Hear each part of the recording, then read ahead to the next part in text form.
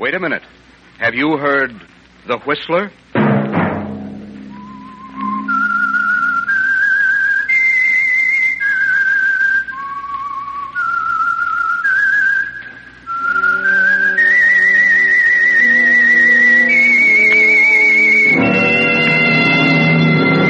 I am the Whistler, and I know many things, for I walk by night. I know many strange tales hidden in the hearts of men and women who have stepped into the shadows. Yes, I know the nameless terrors of which they dare not speak.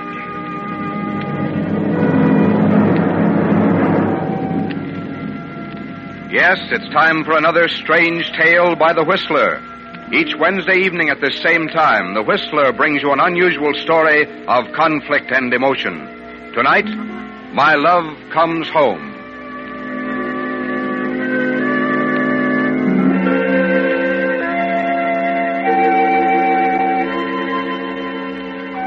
There's a man who sits at the bar of a waterfront saloon in New England tonight. A man you'd pass on the street and never notice. Unmarried, 45, a truck driver by profession. Ordinary except for one extraordinary fact. He has held the lives of 3 people in the palm of his hand. I want to be, Eddie. Yeah, beer, I guess. Right. Hey, give me that paper over there, will you? Hey, sure. It's full of that murder case in New Bedford. Here's your beer. Yeah, thanks. Smooth trip tonight? Yeah. No traffic, no nothing. You know, if there's one gripe I got about my job, that's it. Yeah, what? Nothing ever happens.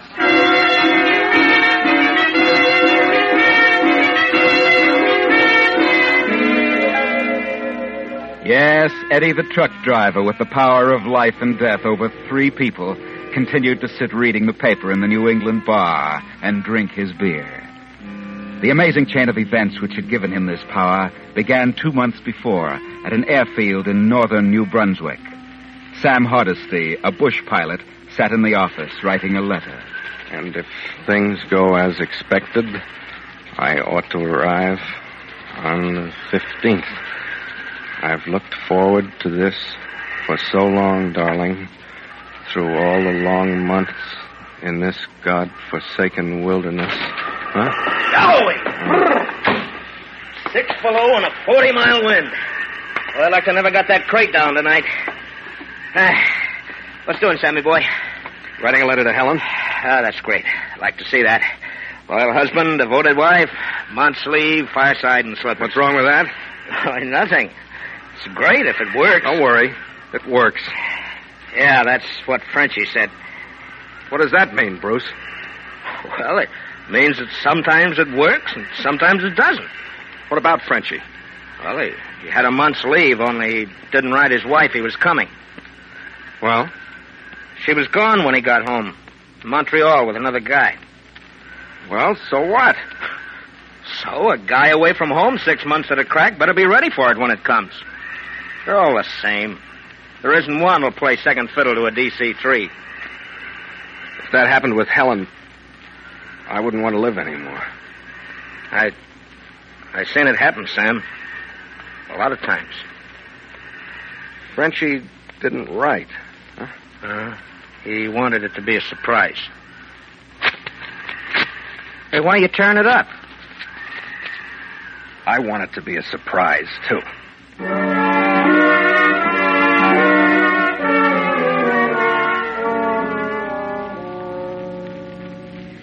Well, all I know, Mr. Hardesty, is that she closed the apartment, said she was leaving New York for a month or so, going to Cape Cod. Cape Cod in the middle of winter? A little town called Oyster Cove. She's taken landscape lessons from an artist up there. I think you remember him. Jeff Christie? Yeah. I remember him.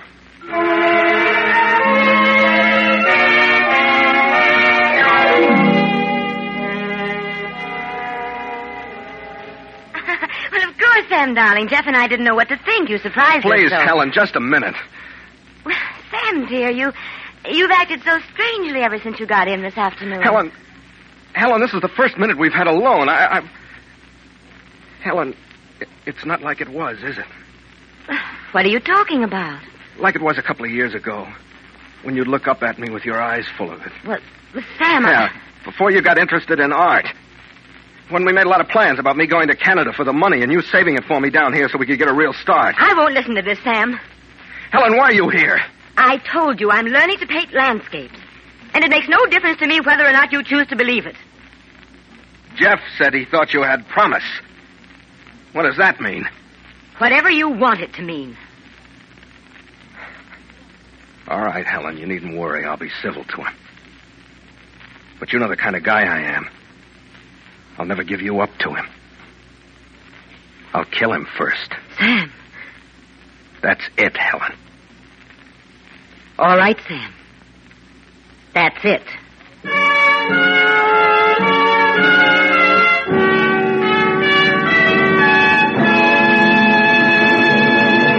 With the prologue of My Love Comes Home, CBS brings you another strange tale by The Whistler. You know, it took 12 million determined young men to keep your home for you. Men who were willing to give up their homes and apartments and their jobs and families to protect yours. 3 million of these same young men now have no place to live through no fault of their own. And it's going to take a long time to build housing to accommodate them. And many of them, even men with families, are sleeping in automobiles and public parks. You can help by moving over just for the time being. By making any spare room in your house available to a veteran, and if possible, a veteran with a family. If you have space or know of any, call your local veterans organization or housing authority. And do it now. Now, back to The Whistler.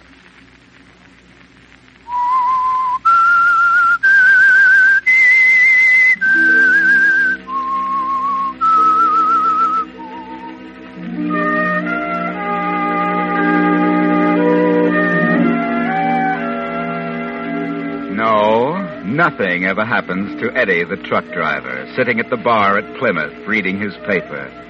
Eddie, the truck driver, the man who held the lives of 3 people in the palm of his hand.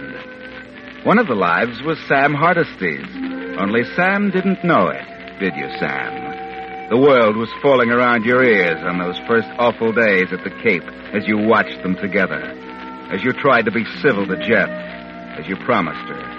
As you struggled to ignore the tension that mounted in the strained silences that came so often, making you remember what Bruce told you before you left New Brunswick. They're all the same. I've seen it happen, Sam, a lot of times. Yes, Sam. The first 2 days were almost unbearable. And on the 3rd day, when they left for the point, you couldn't stand the silence and spent the afternoon in a bar in the village, alone. But they were at home that night when you returned, having cocktails. And there was nothing to do but join them. How about another, Sam? I don't know. I was drinking this afternoon. My head's kind of thick. Maybe I better skip it. Not backing out, are you, Sam? No, Jeff. Not backing out. Well, come on, Sam, darling. Join in. The shaker's full, Jeff. Pour him another martini. Sure. The last one tasted a little weird. Well, hard to get good vermouth these days. Here you are. You having one? Not this round. Helen? No, thanks, Sam. Okay, I drink alone. Skull. Show Sam what you accomplished today, Helen. Oh, Jeff, I don't want him to see it until it's finished. Oh, come on now. Don't be modest. Well, I still think it's a mistake to show it to him now. She's a pretty remarkable girl, Sam. Yeah. We seem to agree on that. There you are. The harbor looking back from the point. You know, I've never seen a beginner handle the ocean like that. You see, Sam, I do accomplish things while you're gone. I never said you didn't. Yes. She does get things done while you're away for 6 months at a crack. Playing tag with the Eskimos. Forgetting all about her. Who says I forgot about her? I'm sorry. Here, let me fill your glass. There you are. What did you do today, Sam? Nothing much. Took a walk around, met some of the natives. There's nothing like a native or two to put a guy in touch. Well, Cape Cod isn't much in the winter. Hardly anyone around. The old reliables are here. It's surprising what a guy can learn. Sitting around in the general store, listening to the gossip. A guy can lose track of things. There's nothing but a DC-3 to shoot the breeze with. 6 months makes a lot. What's the matter, darling? What? Nothing. Nothing's wrong. It is a fiddle, aren't you, Sam? Sure. Have another martini. Yes, do you think he'd better? Sure, give me another martini. Near the pickup. Got the shaker right here. Fill her up. Yes. He's all right. Here, Sam, I'll fill your glass. Fill her up. Have another. Fill her up. Fill your glass. Fill her up. And the last thing you remember, Sam, is drinking that martini. Things begin to fade right after that. Helen and Jeff receding into the purple clouds closing around you. The next thing is the water, ice-cold water biting through your body. You're struggling to get to the surface. Then, air, great lungfuls of it, and the feel of something solid to hold on to. That bridge. Yes, this bridge. What happened? What? I remember. I better hold on for a while. Rest.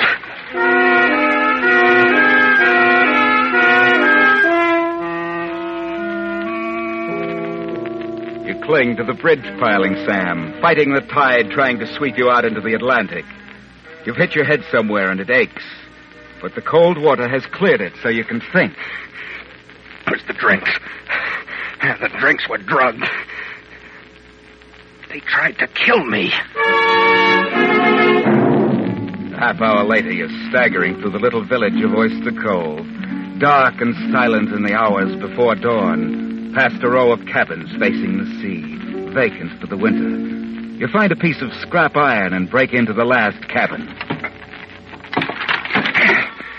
There. And a minute later, you're wrapped in a blanket, resting, thinking it through again. There's a blackness inside you, a hopeless heavy weight in the pit of your stomach. A feeling that there's nothing to live for, and a strange half-wish that they'd been successful when they tried to kill you.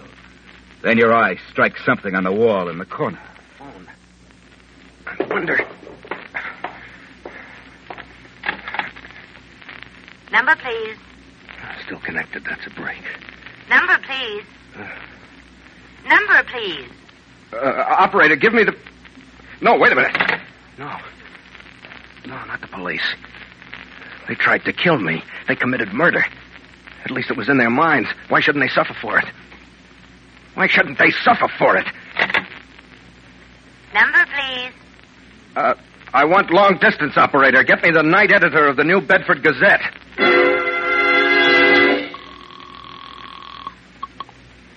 Night editor's desk. I got a story for you. Who's this? Oh, there are reasons why I can't tell you. You got your book? Yeah. Put this down. Sam Hardesty, a pilot for North Canada Airlines, was murdered tonight. Wait a minute. Put it down. You can check it tomorrow. Okay. Go on. He was drugged and hit on the head. His body tossed into Oyster Cove Inlet from the bridge at 2 this morning. Yeah. That's all. Who are you? I can't risk getting mixed up with the police. I know it's true because I saw it happen. You realize I'm going to check this. That's great. Check all you want. No telling what you'll uncover. Fair enough. Okay. You take it from there.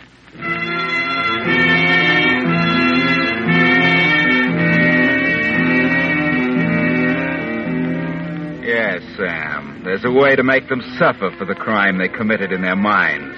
It wasn't their fault you didn't die, that the drugged liquor wasn't enough, and the cold water of the inlet brought you back in time to save yourself.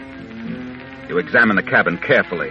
The electricity is on. There's plenty of canned food and a radio, wooden shutters over the windows for privacy. There's nothing to do now but wait, Sam. Things will begin to happen in a matter of hours. The first thing, of course, will be a curious representative of the New Bradford District Attorney's Office dropping in to see Helen. You've got to understand, Lieutenant. I tell you I don't know any more about it than you do. Wait a minute, Mrs. Hardesty. I'm not accusing you of anything. I'm aware of that. Well, you act as if I were. Now, you say your husband had taken too much to drink. Yes. We left him alone in the living room for a moment. We? Jeff and I. I mean Mr. Christie. We only left him for a few minutes. Then I called to Sam, and there was no answer. He was gone. We took the car and looked for him. And you couldn't find him? That's right. He's a pilot, huh? Away from home for long periods? Yes. Canada. I see. Keep us informed of your whereabouts, Mrs. Hardesty. We might want to get in touch with you later.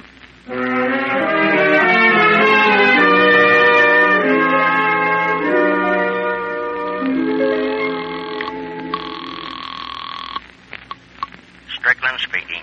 Hello, D.A. Lieutenant Johnson. I just talked to them both. Nosed around town a little bit, too. What about it? Could be. The Macons are all here. Still might be a hoax, but we can't take a chance.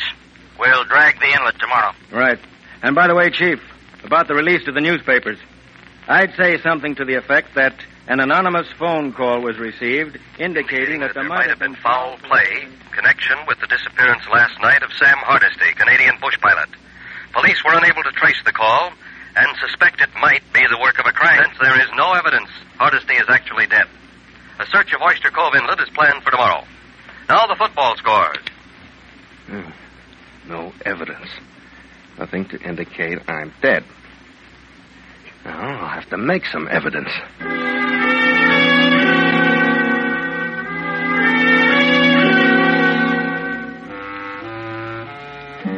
No evidence, Sam. It might be the work of a crank.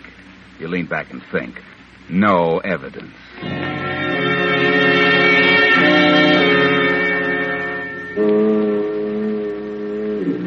The fog is thick over the inlet that night when you arrive at the bridge. Look it over carefully and listen for a minute. It's deserted, quiet as a tomb. You prick your finger, put a few bloodstains on your initialed pocket handkerchief. Hang it from a bush near the shore as if it had blown there.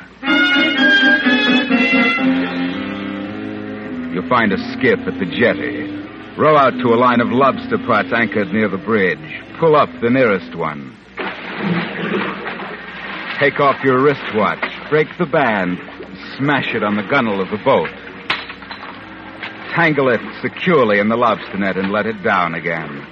The newspapers ought to have a fine time with that. Hello, press room. Listen, hold everything on the afternoon edition. Take this new lead on the Hardesty case. You ready? Police announced a startling new development in the Hardesty case early today when the missing man's wristwatch was discovered tangled in a lobster net anchored near Oyster Cove Bridge, purported site of the murder. A bloody handkerchief bearing Hardesty's laundry marks and initials was discovered in a patch of underbrush near the site. Current opinion is that the man was murdered, his body thrown from the bridge and carried out to sea by the receding tide. Mrs. Hardesty and Christie, last to see Hardesty alive, were ordered to report to New Bedford for questioning.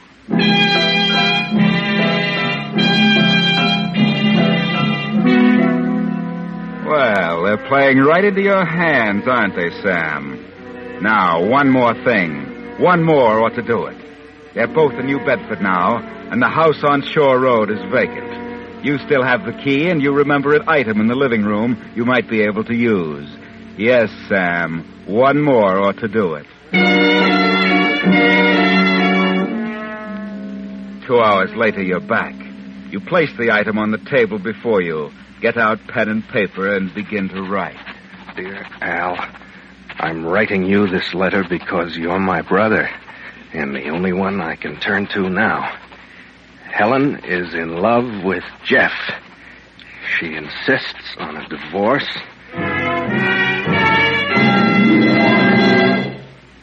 Where did you get that letter, Lieutenant? Now, let me finish. She insists on a divorce, but I can't go through with it. I know if I don't, they'll do anything, even kill me. That's all. You never finished it. Tell me, where did you get it? It was stuck between the pages of a book you took out of the Oyster Cove rental library last week. This lady just brought it in. Why, I never returned the book. What about that, Miss Foss? It was returned through the slot in the door. I found it on the floor when I arrived this morning. I told you he's still alive. That proves it. Sam wrote that letter. It's in his handwriting. Sure he wrote it. Question is when. The library's only open 1 day a week. It could have been returned any time after last Wednesday. I tell you, it was there in the house yesterday. He broke in last night when I was gone and stole it. I'm sorry, Mrs. Hardesty. I don't believe you. You and Christie report tomorrow for the preliminary hearing. That's all.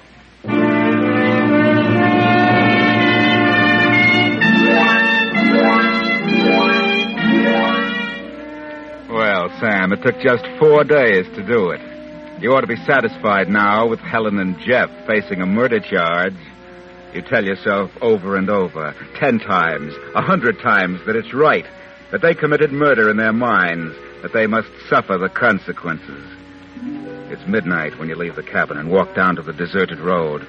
2 a.m. before a truck finally comes by and stops for you. The driver's name is Eddie, and you wish he wouldn't talk so much. But you haven't any choice, and he's going in the right direction. North, towards Canada. Yeah, sorry to take you out of your way, pal. Gotta pick up a load of fish at Stillport. Of course, you're lucky to get a ride at all this time of night. Yeah, I suppose I am. Where are we now? Well, them lights up ahead of the airfield. 10 miles from there to Stillport. You can get back on the track up at Plymouth. Back on the track? Yeah, to Canada. Huh? What made you think I was going to Canada? Well, that's where you was going the other night. What other night? Hey, what's the matter, you pal? Tell me, what other night? Well, let me see. The last time I come through, Friday. What happened Friday? I picked you up just like tonight. I thought you knew. Oh, sure. I'm a dunce. I should have known. What? You couldn't remember anything. You're as drunk as a skunk. Stand in the middle of the road and waving your arms. Listen, Eddie, this is important. Huh? Where did you pick me up?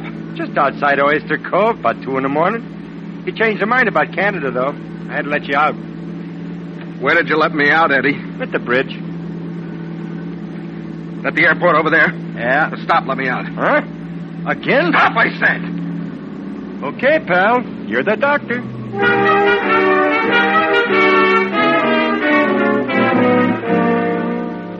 A million things hit you at once, Sam. She was telling the truth. Everything Helen said was the truth. And in 4 hours, she'll stand up at the hearing and be charged with your murder. There's one way you can stop it, Sam. One way you can get there in time. There's a plane warming up on the airstrip, and you stand in the shadows watching as the pilot gets out and walks across the field to the hangar, where a mechanic in grimy overalls stands in the circle of light, leaning against the door.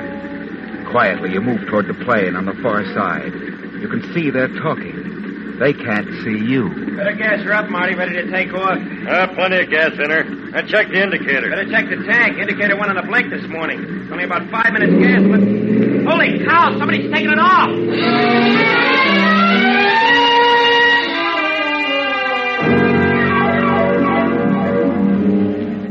It was the only way, Sam. You'll have to make it right later. The lights of the airport fade behind you as the plane swings southwest toward New Bedford. 5 minutes, 10 minutes, plenty of gas. You're sure now that you can get there in time to stop it. The shortest route lies straight across the wide mouth of the Sound, and you look down at it, stretching below like a huge funnel, with the Atlantic at one end and Oyster Cove at the other. Then it happens. The motor begins to cough. You look around at the indicator, full tank, enough for 3 hours. Frantically, you work the throttle. The gas, there's plenty of gas. It's the fuel line, maybe, or the pump. I gotta make it, baby. Don't let me down now. The motor dies. The nose goes down. Nothing under you but water. Nothing within gliding range. You're going to crash, Sam. You pull back the canopy, start to climb out of the cockpit.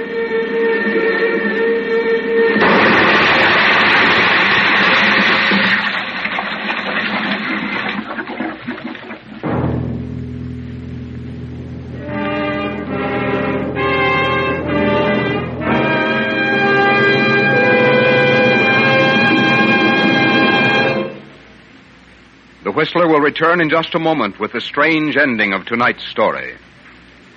This is an emergency. This is America asking you to move over and make room for a veteran. That extra unused room, that attic, that garage, any kind of shelter to keep these men and their families under a roof. If you have such a place, or if you can make one available, communicate with your local veterans or housing agency. But do it now. This is an emergency. Now back to The Whistler.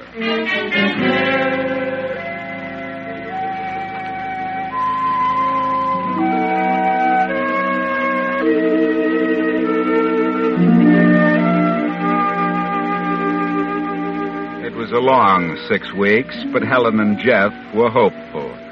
The state didn't have much of a case. The disappearance of Sam Hardesty was still a disappearance. In spite of the bits of incriminating evidence that came from nowhere, in spite of the gossip in Oyster Cove. Yes, Helen and Jeff were hopeful. For one very solid reason. They haven't got a case without a body. You've got to remember that. I've been a lawyer for 20 years, and I've yet to see a conviction where they... There's a call for you, Mr. Madsen. Thank you. Excuse me a moment, will you? Of course. Chin up, dear. We're going to make it. I don't know, Jeff. I don't seem to care much anymore. We did kill him. If he's alive, he'd have shown up somewhere by now, and it doesn't... Please, Helen, darling, you've got to pull yourself together. We're going to pay the piper, Jeff. We tried to kill him. Put the drug into his drink. It doesn't matter what happened after that, don't you see? That was the crime.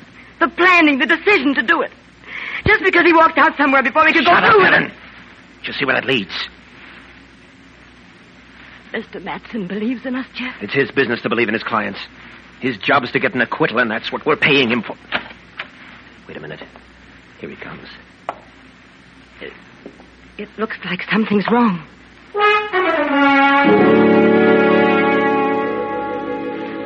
Yes, Eddie the truck driver.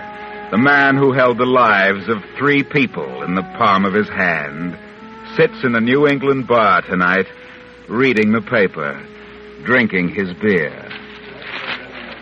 Yeah, can you beat this, Alec? Listen. Christie and Mrs. Hardesty plead guilty. Throw selves on mercy of court when husband's body found at Oyster Cove Bridge.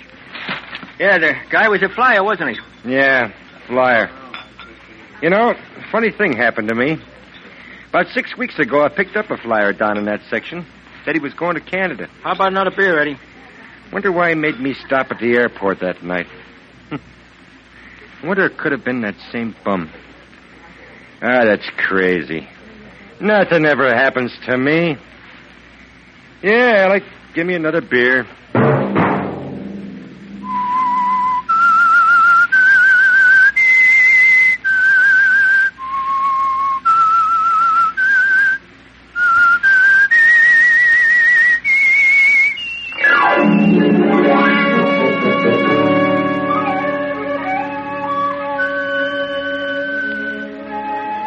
Next Wednesday